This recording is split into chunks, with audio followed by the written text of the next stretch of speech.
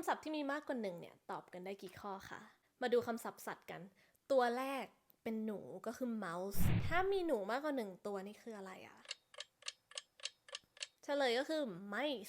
mice นะคะก็คือหนูหลายๆตัวต่อมาเป็นมดก็คือ ant ถ้ามดมีอยู่กันหลายๆตัวเนี่ยคืออะไรคะ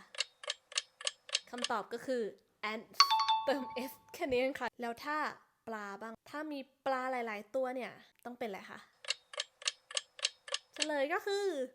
fish เหมือนเดิมค่ะไม่เปลี่ยนรูปนะคะอันนี้ไม่ต้องมี s แล้วก็ไม่ต้องเปลี่ยนรูปนะก็คือ fish เหมือนเดิมนะคะแล้วถ้าเป็นน้องหมาบ้างก็คือ dog ใช่ไหมถ้ามี dog หลายๆตัวเนี่ยต้องเป็นอะไรคะคอมเมนต์บอกครูหน่อยค่ะ